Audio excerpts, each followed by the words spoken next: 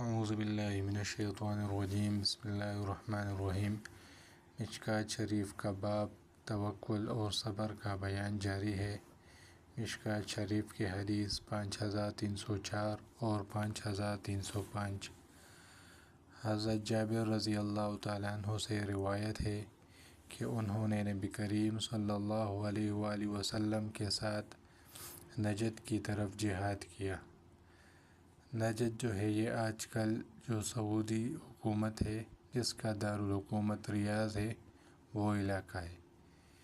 جب رسول کریم صلی اللہ علیہ وآلہ وسلم واپس آئے تو وہ بھی آپ کے ساتھ واپس آئے۔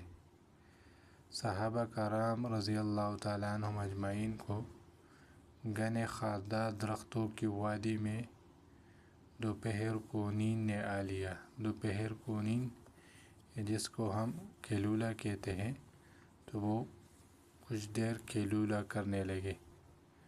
چنانچہ رسول کریم صلی اللہ علیہ وآلہ وسلم نے آرام کی غرض سے یہاں پڑاؤ ڈالا اور صحابہ کرام درختوں کے سائے کی تلاش میں الگ الگ ہو گئے۔ یعنی کچھ صحابہ کرام ایک درخت کے نیچے، کچھ دوسرے درخت کے نیچے، اس طرح سب جو ہے وہ الگ الگ ہو گئے۔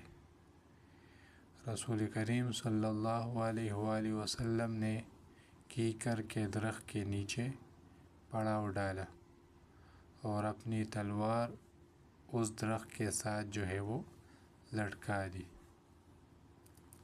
تو سب صحابہ کرام جو ہے وہ الگ الگ درختوں کے نیچے جو ہے وہ سو گئے، اور نبی کریم صلی اللہ علیہ وآلہ وسلم بھی ایک درخت جو کہ کیکر کا تھا، ان کے نیچے جو ہے وہ انہوں نے پڑاؤ ڈالا اور اپنی تلوار جو ہے وہ ادھر لٹکا دی، اور ہم تھوڑی دیر کے لیے سو گئے۔ اچانک رسول اللہ صلی اللہ علیہ وآلہ وسلم ہمیں بلانے لگے۔ ہم نے دیکھا کہ ایک اعرابی آپ کے پاس ہے۔ آپ صلی اللہ علیہ وآلہ وسلم نے فرمایا، اس نے مجھ پر میری تلوار سونت لی جبکہ میں اس وقت آرام کر رہا تھا۔ یعنی جب نبی کریم صلی اللہ علیہ وآلہ وسلم آرام کر رہے تھے تو اس اعرابی نے جو ہے وہ تلوار اٹھا لی۔ میں بیدار ہوا تو تلوار اس کے ہاتھ میں سونتی ہوئی تھی، اس کے پاس تھی۔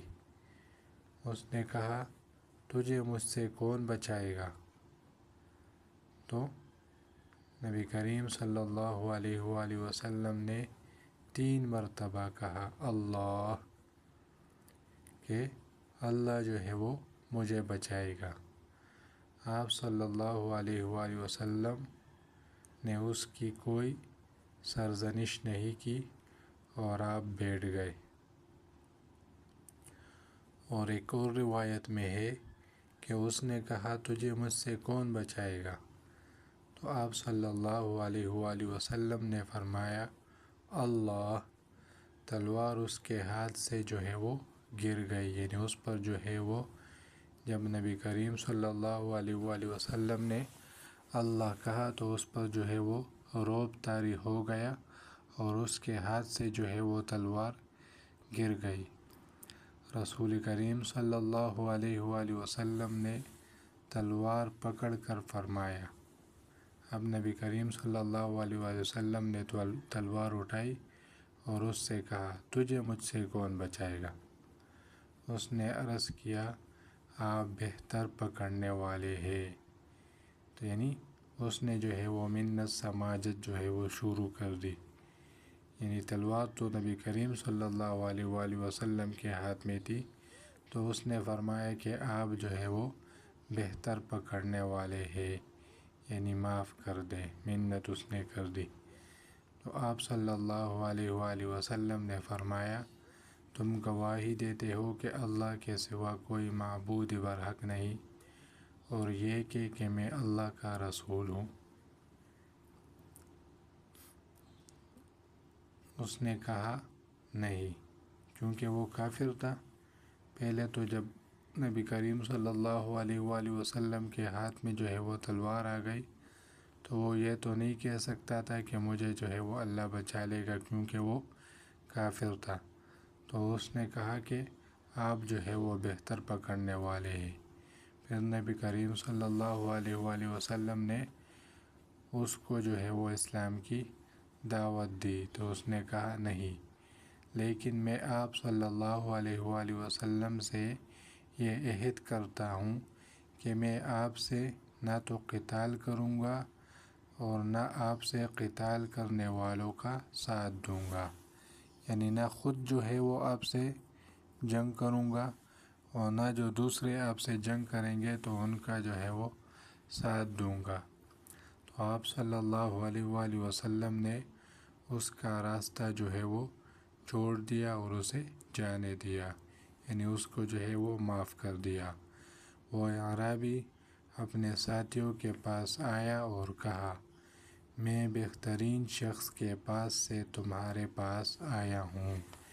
یہ نبی کریم صلی اللہ علیہ وآلہ وسلم کے اخلاق تھے، جن کے جو ہے وہ کافر بھی جو ہے وہ قائل تھے کہ میں جو ہے وہ بہترین شخص کے پاس سے جو ہے وہ تمہارے پاس آیا ہوں۔ تو باب چونکہ توکل کا ہے تو نبی کریم صلی اللہ علیہ وآلہ وسلم نے اللہ پر توکل کیا تو انہوں نے کہا کہ مجھے جو ہے وہ اللہ بچائے گا۔ تو ایسے حالت میں بندہ اکثر جو ہے وہ ڈر جاتا ہے۔ نبی کریم صلی اللہ علیہ وآلہ وسلم نے اس حالت میں بھی جو ہے وہ اللہ رب العزت پر توکل کیا کہ مجھے جو ہے وہ اللہ رب العزت جو ہے وہ بچا لیں گے۔ تو ہمیں بھی جو ہے وہ ہر حالت میں اسباب کو استعمال کرنا ہے، لیکن توکل جو ہے وہ اللہ رب العزت پر جو ہے وہ کرنی چاہیے۔ باب ابھی جاری ہے۔ اللہ کریم ہم سب کو قرآن و حدیث پر عمل کرنے کی توفیق عطا فرمائے۔